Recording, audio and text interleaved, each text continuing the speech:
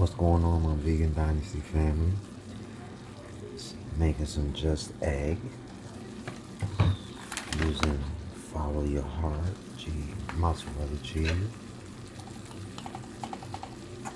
with tomatoes, onions, peppers, sofrito, fresh sofrito, some Impossible breakfast sausages that's in there,